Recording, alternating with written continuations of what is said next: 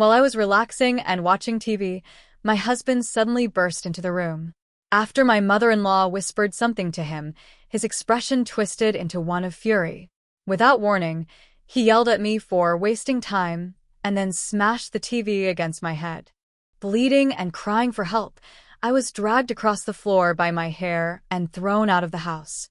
Shaking, I managed to call my brother for help, but when he arrived, the events that unfolded were far more horrifying than I could have anticipated.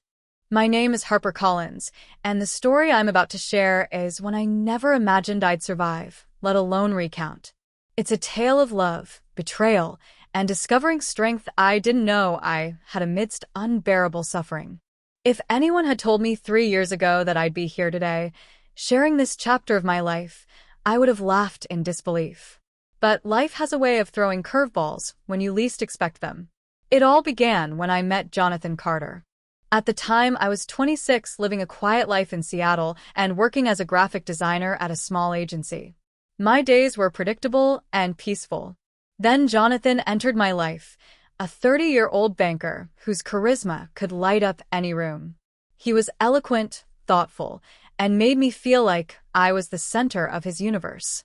Our relationship was like a whirlwind, filled with romantic dinners at upscale restaurants, peaceful strolls along the waterfront, and endless conversations about our hopes and aspirations. Jonathan seemed flawless, and when he proposed just 6 months into our relationship, I accepted without a second thought. My friends often referred to us as the perfect pair, and I wholeheartedly agreed. However, as I would later discover, perfection can be nothing more than a cleverly disguised illusion. After our wedding, we settled into a gorgeous home in one of Seattle's quiet suburban neighborhoods. Initially, it felt like a dream come true. I poured my heart into turning the house into a warm, welcoming space, cooking Jonathan's favorite dishes and making sure everything was immaculate.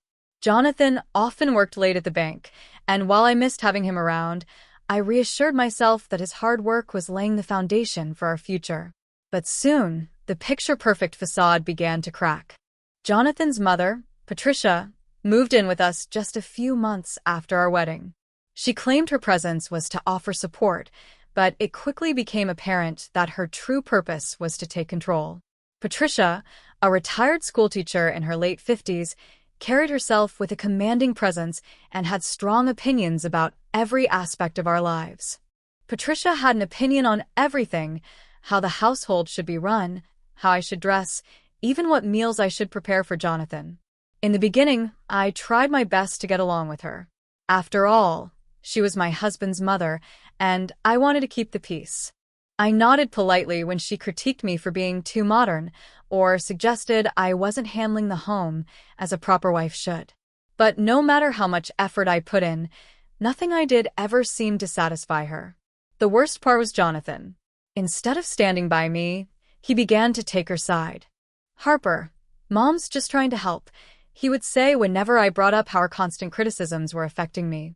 "You should listen to her. She knows what she's talking about." His words stung, but I kept telling myself this was only temporary. Surely things would improve with time, wouldn't they? But they didn't. One evening, after a particularly draining day, I finally finished all my chores and sat on the couch to watch TV, a small reprieve, one of the few things that helped me relax. As I stared at the screen, my thoughts drifted to my father, who had passed away just a year before my wedding. The television had been his gift to me, and using it brought back warm, comforting memories of him. Jonathan came home late that night. He looked worn out but greeted me with a rare smile, if only for a fleeting moment. For a brief moment, I felt a glimmer of relief. Perhaps tonight would be different, maybe even peaceful. But then Patricia appeared, leaning in to whisper something in Jonathan's ear. Whatever she said, it was enough to change his demeanor in an instant. His face darkened, and he turned to glare at me, his eyes icy and unrecognizable. "Get up," he ordered, his tone sharp and commanding. "Go to the kitchen and make me a fresh meal." I blinked, startled by his sudden demand.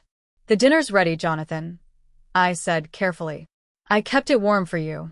"I don't want that," he snapped, his voice rising. "I want something fresh. Now." I hesitated, exhaustion weighing on me. I had been on my feet all day, and his sudden outburst felt unjustified. "Jonathan, I'm tired," I began softly. "I've been working all day. Can't you just—" Before I could finish, he erupted. "How dare you talk back to me?" he roared, storming across the room. His movements were so sudden that I froze, unable to react as he reached for the television, my father's television, and hoisted it above his head. I barely had time to comprehend what was happening before he slammed it down. The corner of the screen struck the side of my head, and a sharp, searing pain tore through me. I crumpled to the floor, blood dripping down my face. I was too stunned to cry, my vision swimming as I stared at him in disbelief, my heart pounding in my chest. "Maybe this will teach you to obey me," he growled, his voice cold and venomous. Patricia stood nearby, watching it all unfold, her arms crossed and her face devoid of sympathy. Patricia stood with her arms crossed, a smug smirk spread across her face. "You don't deserve to live here if you can't show us respect," she sneered, her voice dripping with disdain. Desperate, I pleaded, my voice trembling. "Jonathan, please, I'm hurt. Help me." But my words fell on deaf ears. Patricia continued hurling insults, her voice rising, while Jonathan grabbed me roughly and dragged me to the door. "Get out," he spat, shoving me into the frigid night. I stood there, blood trickling down my face, shaking and unable to comprehend what had just happened. My mind raced, trying to make sense of how my life had unraveled so completely. Left with no other choice, I pulled out my phone and called my brother, Daniel. As soon as he answered, the dam broke. "Daniel," I choked out, my voice quivering with sobs. "Harper," he said urgently, his tone sharp with concern. "What's wrong? Where are you?" "Jonathan, Daniel, I need help," I stammered, barely able to form the words. "Tell me where you are," he demanded, his voice firm but filled with worry. "I'm coming right now." I gave him my location and stood shivering in the darkness, fear and disbelief swirling in my mind.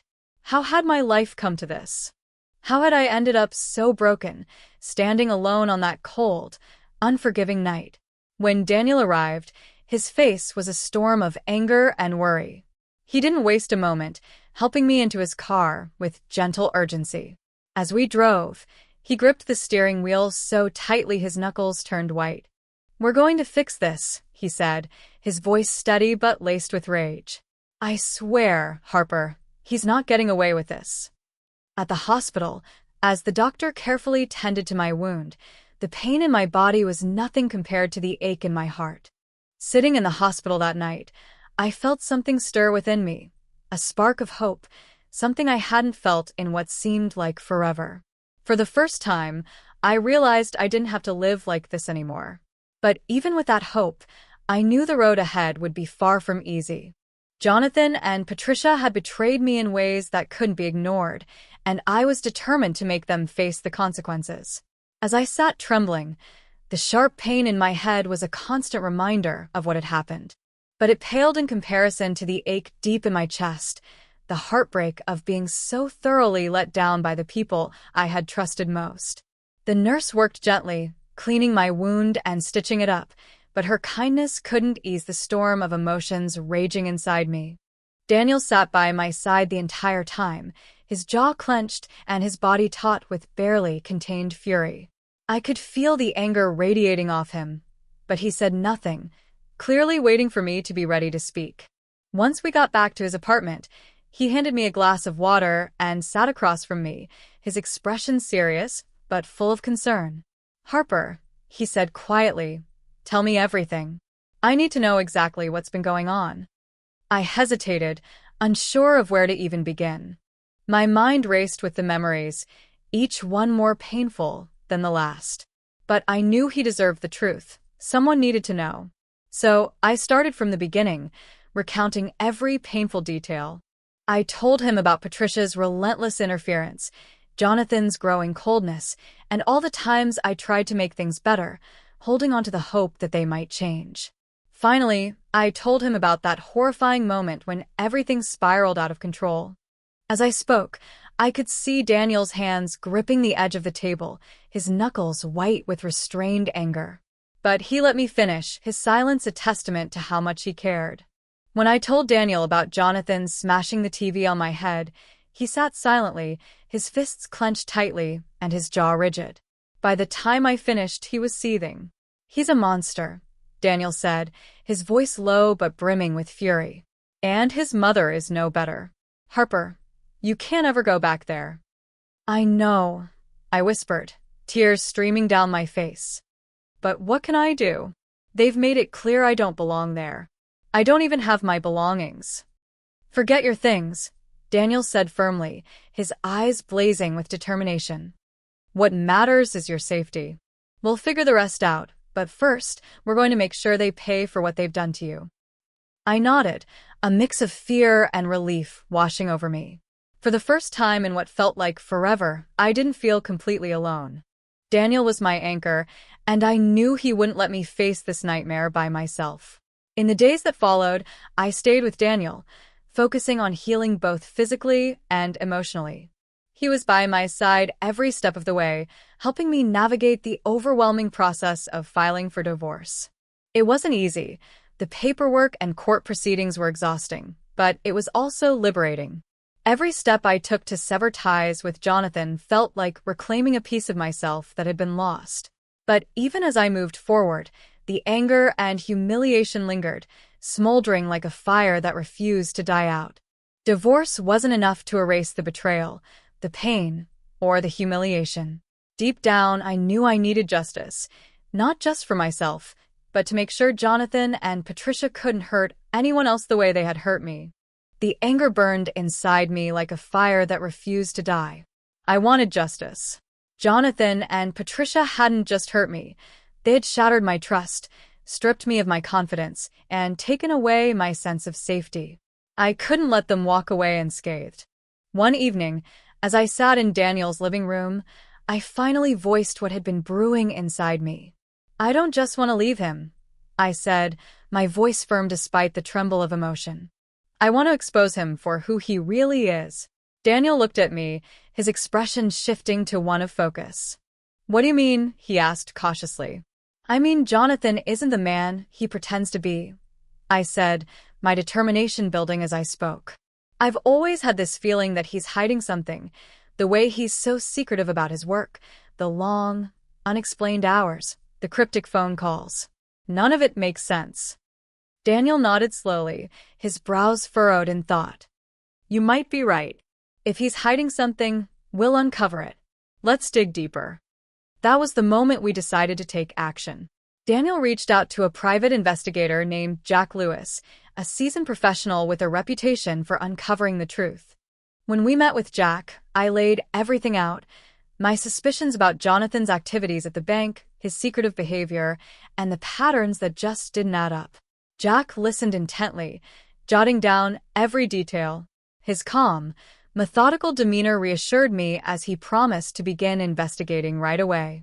The waiting, however, was excruciating.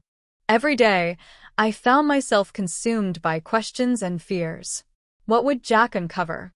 Would my instincts be validated, or was I clinging to a theory out of desperation? Each moment felt like an eternity as I anxiously awaited the truth that might finally set me free. Jack had been investigating for weeks, and a part of me couldn't help but worry. What if I was overreacting? What if I was just chasing shadows, desperate to find a reason for Jonathan's behavior? But deep down, the part of me that had endured his manipulation and lies knew there was something far more sinister beneath the surface. Then, about 2 weeks later, Jack called. "I found something," he said, his voice steady but serious. "Can we meet in person?" My heart raced as Daniel and I drove to Jack's office. I tried to prepare myself for whatever we might learn, but nothing could have prepared me for what Jack revealed. As we sat across from him, Jack laid out the evidence he had uncovered. The truth was far darker than I could have imagined. Jonathan wasn't just a controlling husband. He was a criminal. Jack explained how Jonathan had been embezzling money from the bank, laundering it through fake accounts, and funneling the stolen funds into offshore holdings. He showed us stacks of evidence, forged account statements, falsified records, and even surveillance photos. It was undeniable. I stared at the documents in shock, my mind spinning. I knew he was hiding something, I whispered, my voice barely audible. But this is enormous. This is more than we could have guessed, Daniel said, his tone firm and resolute. We're taking this to the authorities. Jack nodded in agreement. You should, he said, his expression serious. But be cautious. People like Jonathan don't take kindly to being cornered. He could be dangerous. A chill ran down my spine, but I forced myself to stay composed. Fear threatened to creep in, but I couldn't afford to let it control me. For the first time in years, I had a chance to reclaim my life and hold Jonathan accountable, not just for what he did to me, but for the crimes he had committed. Jack was absolutely right. Jonathan was dangerous. This was no longer just about me. His actions had left a trail of harm, and I couldn't stand by and let him continue. The next morning, Daniel and I took Jack's meticulously gathered evidence to the police. Detective Rebecca Hayes, the officer assigned to the case, listened intently as we laid everything out. She examined the files, her expression grave but focused. This is solid, she said, flipping through the evidence. We'll open an investigation immediately. Walking out of the station, I was overwhelmed by a whirlwind of emotions. Fear lingered in the pit of my stomach, but it was joined by relief and, surprisingly, a newfound sense of strength. For years, I had felt powerless, as though I were trapped in a nightmare with no escape. But now, for the first time, I was taking control, I was fighting back. And for the first time in what felt like forever, I allowed myself to believe that I might actually win. What I didn't realize was that this battle was only just beginning. The days that followed our meeting with Detective Hayes were a haze of nervous energy and sleepless nights. The police had taken over the investigation, but the waiting was agonizing. I found myself constantly looking over my shoulder, haunted by Jack's warning. Jonathan was dangerous. I had always known about Jonathan's temper, the way his rage could flare up over the smallest things. But now, with the evidence of his criminal activities, I was seeing him in a whole new light. This wasn't just about his cruelty toward me anymore.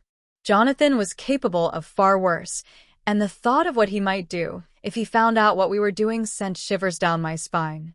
Toward me, this was about Jonathan being a man who not only abused his power but also broke laws, betrayed trust, and led a double life. I did my best to stay occupied, throwing myself into anything that could help me keep my mind off the looming confrontation. Daniel was my rock, always checking in, offering words of encouragement, and reminding me that I wasn't facing this alone. But even his steady reassurances couldn't fully quiet the unease gnawing at me. I knew that once Jonathan discovered what was happening, there would be no turning back. About a week later, Detective Hayes called, asking me to come to the station for an update. Daniel came with me, as he always did, a constant source of comfort. When we arrived, Detective Hayes was waiting, a thick folder sitting on her desk. Her expression was serious, but there was a glint of determination in her eyes. "We've made significant progress," she began, gesturing for us to take a seat. "Thanks to the evidence your investigator provided, we've been able to confirm that Jonathan is deeply involved in a large-scale money laundering operation. He's been embezzling funds from the bank for over 2 years, using shell companies to cover his tracks." She flipped through the folder, showing us documents, transactions, and patterns that tied everything together. "The scope of his crimes is enormous," she added, her voice unwavering. Hearing it all spelled out left me stunned. I had always suspected that Jonathan was hiding something, but the sheer extent of his betrayal was far worse than I could have imagined. My breath caught as I processed the weight of her words. This wasn't just about me or our broken marriage anymore. Jonathan's actions had left a wake of devastation far beyond my own life. Staggering. "What happens now?" I asked, my voice trembling despite my efforts to stay composed. Detective Hayes leaned forward, her tone steady but firm. "We've built a strong case against him. We've already begun monitoring his movements, and we're preparing to make an arrest soon. But I need you to be cautious. Once he realizes we're closing in, he might try to contact you, or worse.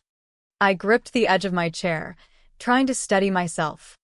I won't let him get to me, I said, my voice firm despite the fear swirling inside me.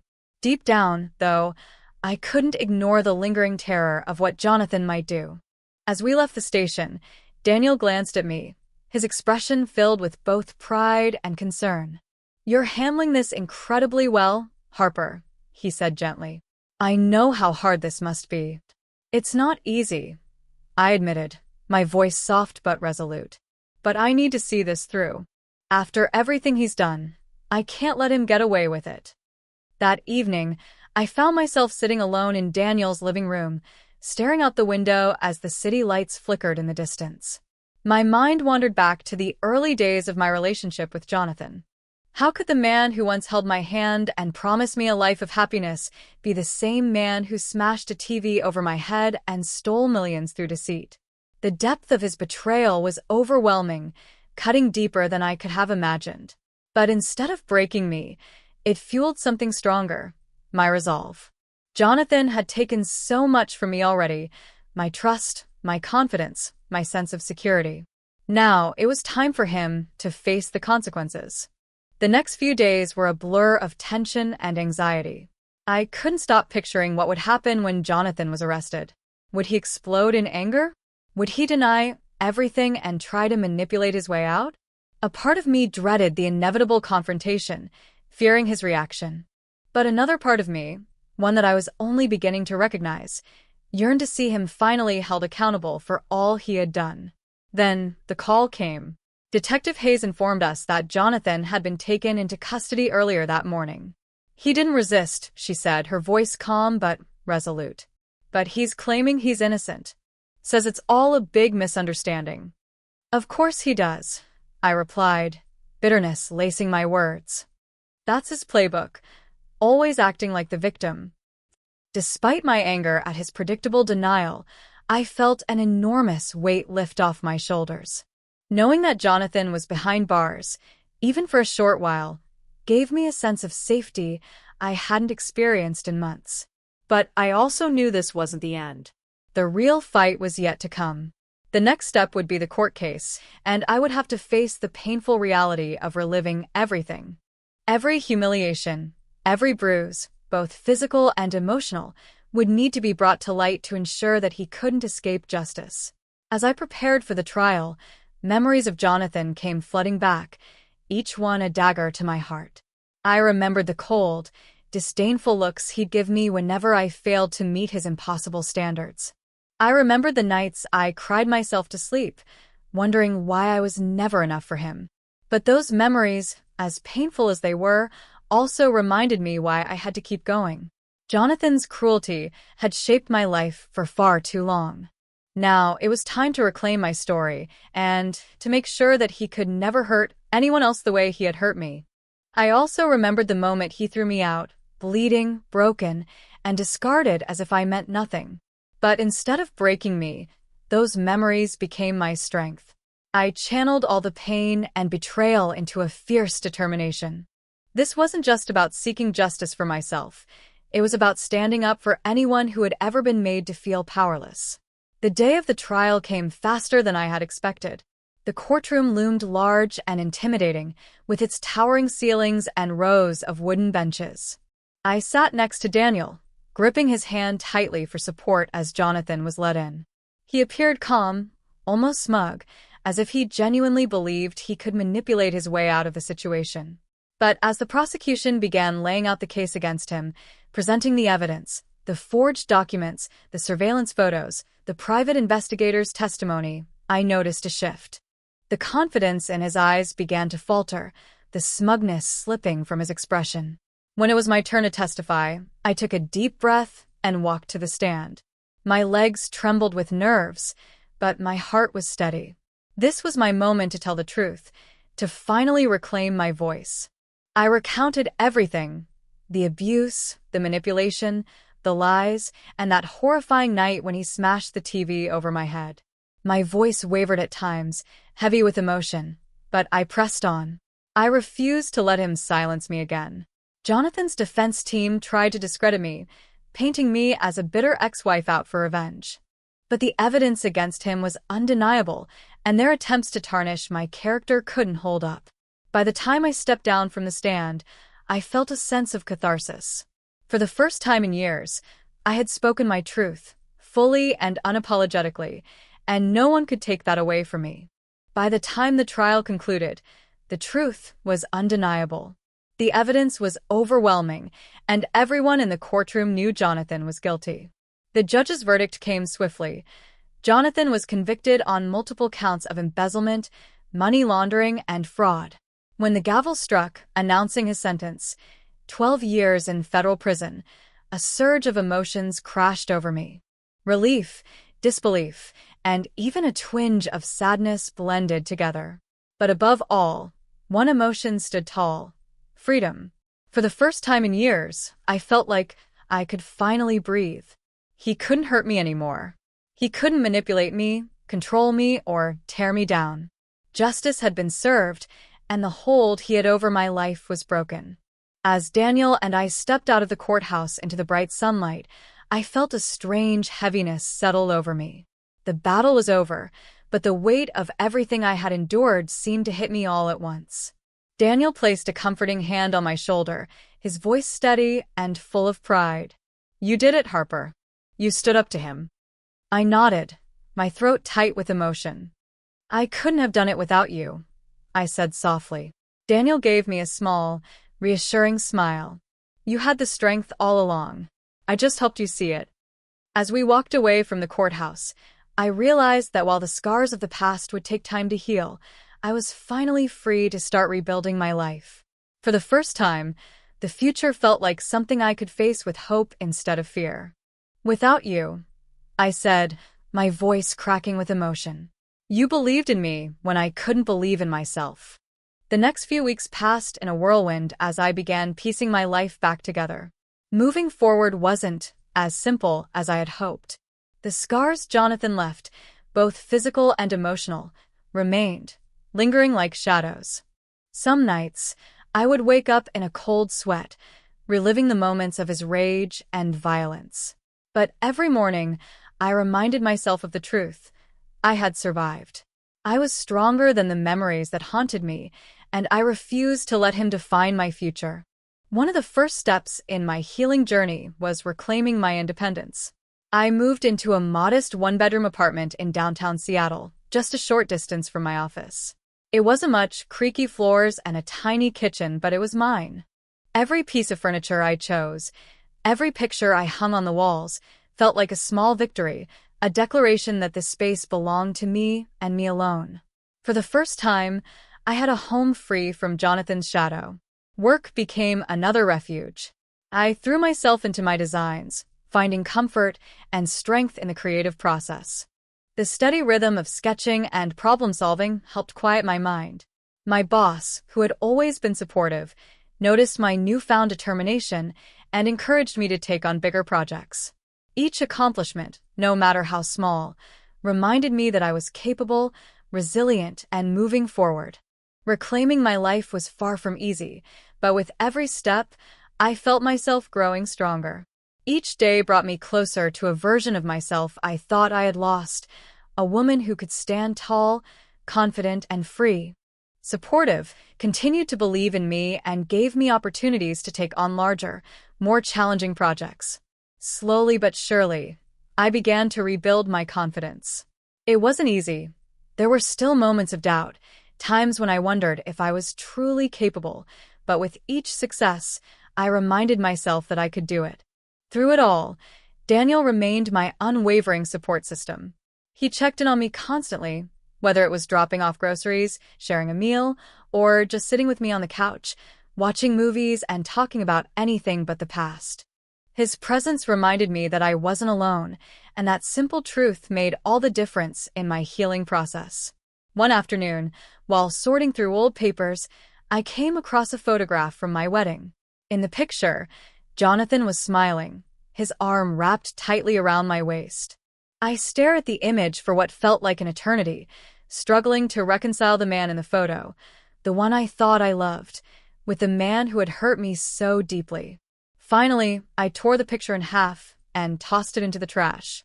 The act felt symbolic, like I was cutting ties with a version of him I had once cherished, the one I now knew had never truly existed.